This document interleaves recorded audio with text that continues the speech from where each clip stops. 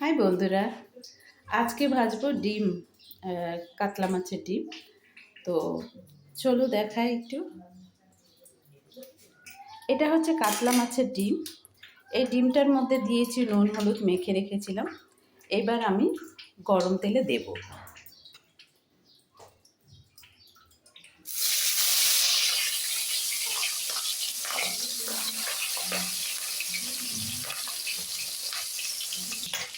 আমি এখন ডিমটা পাল্টে দেব। এক সাইডে হয়ে গেছে, আর এক সাইড হবে। আমি এক সাইড দেওয়াতে আর এক সাইড পাল্টে দিয়েছি। আমার ডিমটা হয়ে গেছে, এখন ডিমটা আমি তুলে নেব। আমি মাছের ডিমটা ভাজা হয়ে গেছে, এটা তুলে নিয়েছি।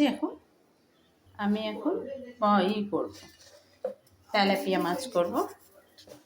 তেলাপিয়ার মধ্যে আমি নুন দিলাম, আর কাতলা মাছ করব, নুন দিলাম আর একটু হলুদ দিয়ে দিচ্ছি। এবার এটা আমি মেখে রাখবো 2 মিনিট। আমি এখন তেলাপিয়াগুলো এখন গরম তেলে দিয়ে দেবো।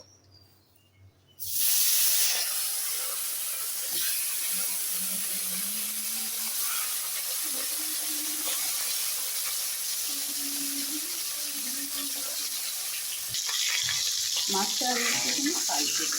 মাছটা হয়ে গেছে, মাছটা পাল্টে দিলাম। আমার এটা ভাজা হয়ে গেছে, তেলাপিয়া মাছটা এটা ভাজা হয়ে গেছে। এটা আমি তুলে নিই। মাছটা আমি তুলে নিয়েছি। এখন যেগুলো আছে এখন সেগুলো আবার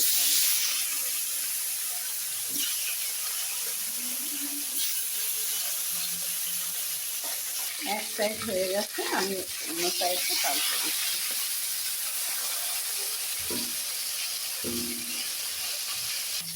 এই মাছটাও ভাজা হয়ে গেছে, আমি এখন তুলে নেব।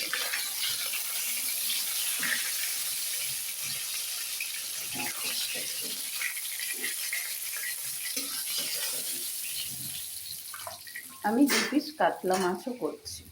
এটা আমি এখন গরম তেলে ছাড়ব।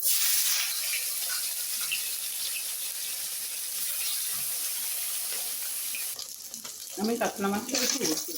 এক সাইড হয়ে গেছে আর এক সাইড হয়ে গেলে মাছটা ভাজা হয়ে গেছে, এখন আমি তুলে নিচ্ছি।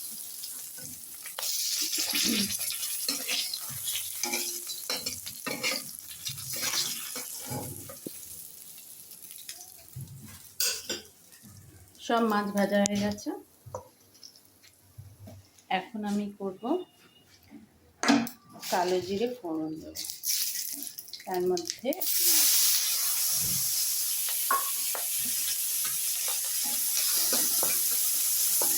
পেঁয়াজ দেবো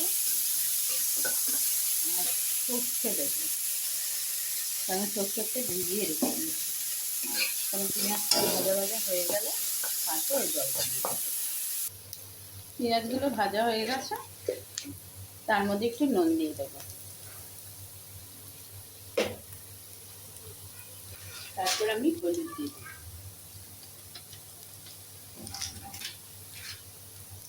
আমি এর মধ্যে বেশি মশলা দিইনি, শুধুই আমি কালো জিরে ফোড়ন দিয়েছি আর পেঁয়াজ কুচি আর হলুদ নুন, আর আমি এই যে সর্ষে পাউডারটা আমি ভিজিয়ে রেখে দিয়েছি এর মধ্যে আমি দিয়েছি।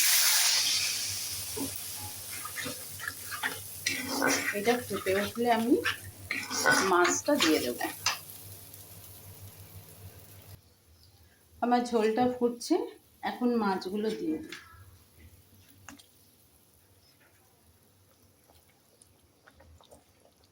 কারণ এই ঝোলটা বেশিক্ষণ ফোটাবো না, কারণ মাছগুলো ভেঙে যেতে পারে।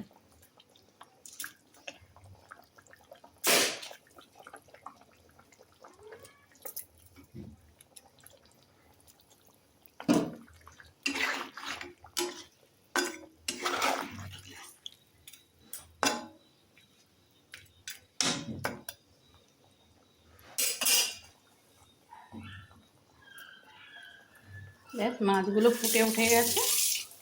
আমি এখন মাছের ঝোলটা আমি বন্ধ করে দিই।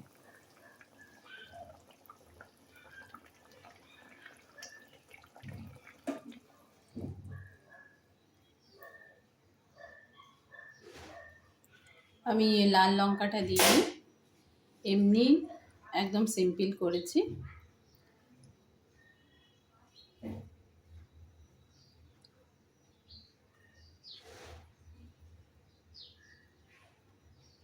তেলাপিয়া মাছ, এটা হচ্ছে তেলাপিয়ার মাছের ঝোল সর্ষে দিয়ে, সর্ষে পেঁয়াজ।